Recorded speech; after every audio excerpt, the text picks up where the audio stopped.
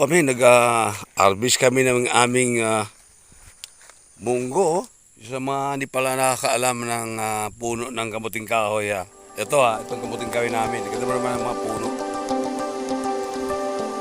Magandang umaga po, bayan. Ito po kami, nag-harvest kami ng aming munggo. Kung tawagin to sa mga taga-norte, balatong. Pero ito, tawag natin munggo dito sa Manila. Napakarami bunga yan, oh. Yan, tuturuan ko nga pala kayo paano pag-ani nito. Kailangan umagang-umaga pa lang mag-ani ka kasi kung abuti itong tanghali mamaya, pag tinanggal mo yung mga hinog na munggo na yan, iigkas yan, wala ka na makuhang buto niyan. Buto ang kinakain natin dyan Ayan, oh. Pare ko, kanina pa ito nag-harvest Yan, oh, marami na kami na-harvest. May sako na kami doon. Puno na yung sako namin.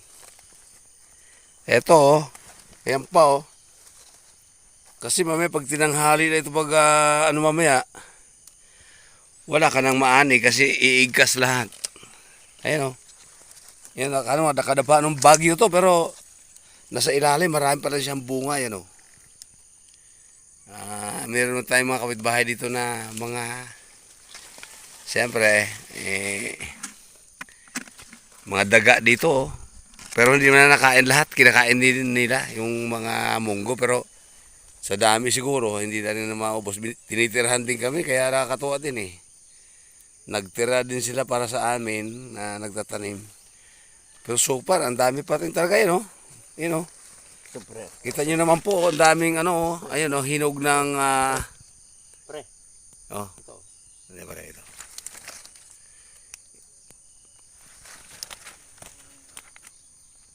Ayun, oh, ang dami pa rin hinog, ayun, oh. Ayun, oh, ang daming bunga. Ayun, oh. Kinakain ng mga kaibigan natin daga, pero hindi pa rin na maubos-ubos dahil marami naman. Ayun, oh. May naani na kami doon, nasa sako na kahapon pa. Akala namin wala na kami maani kasi matagal kami napunta sa lugar na to Siguro mga 3 weeks din kami wala rito. Ayun. Sa awa naman ng Diyos naitira sa amin ng mga kaibigan natin mga mababait na daga dito. Hindi naman inubusan kami. Kaya kahit pa paano meron pa rin kaming inabot. Ito lang, oh. May mga pahinog pa lang, may nagtuloy-tuloy pa rin ang bulaklak. Ayun, oh.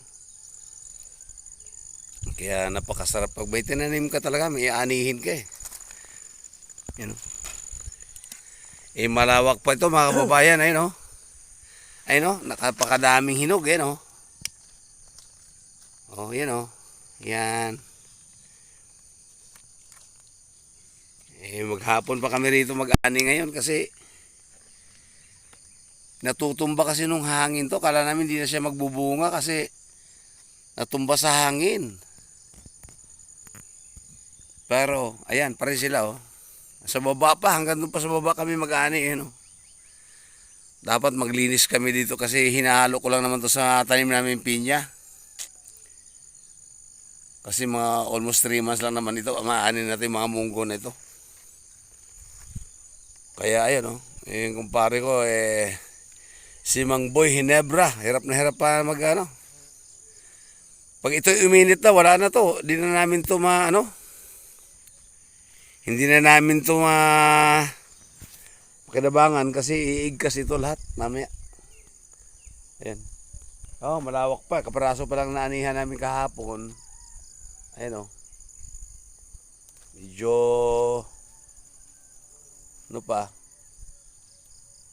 medyo ito maghapon kami siguro aani dito. May natira kami kahit pa paano pala yung binagyo, kala namin wala na talaga kaming maani. Pero ayan, hindi kami makapaglinis ngayon kasi yung mga pinya namin, hinaluhan nga namin ng munggo. Balatong, kumbaga to, balatong ang tawag na nito Pero sa amin sa Bisaya, ang balatong is sitaw. Pero ayan, thank you nga pala sa mga nanood natin dyan ng live. Panoorin nyo po ating vlog Yan dyan sa ang magsasakang taxi driver ni Mang Pidong. Mapanood na rin po tayo sa Facebook.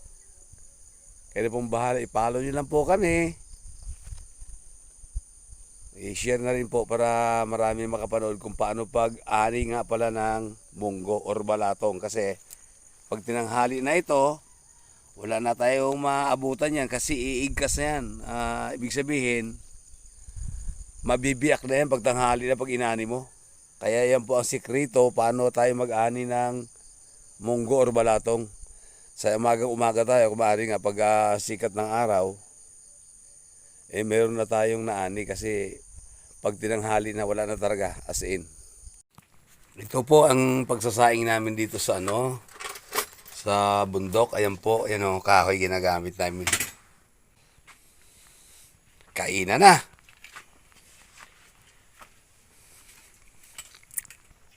Makasurvive lang sa pang-araw-araw dito. Sarap mabuhay sa bundok ha. Simple. Simpleng pagkain, simpleng buhay.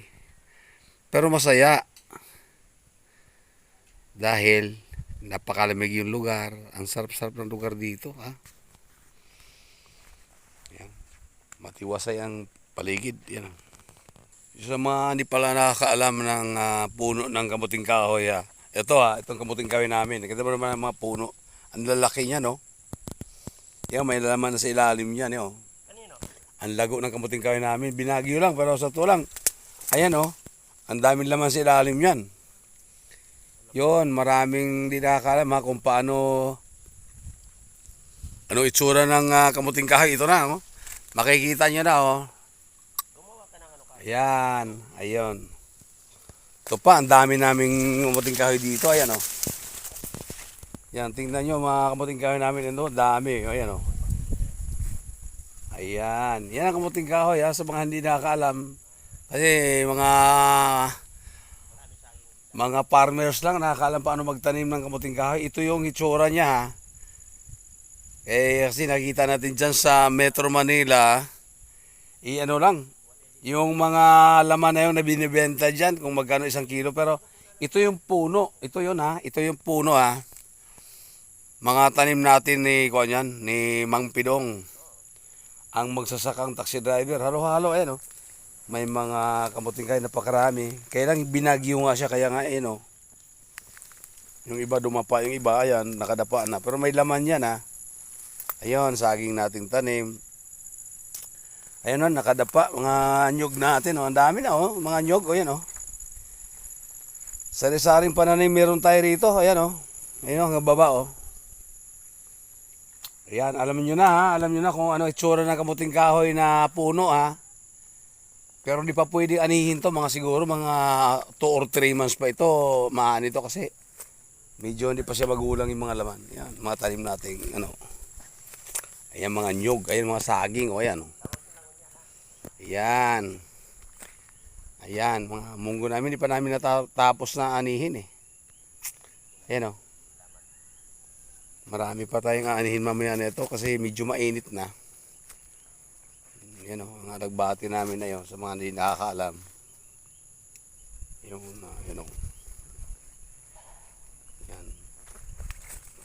Ayan mga kadyos natin, ang dami o. Malapit na ito magbunga ha. Yan.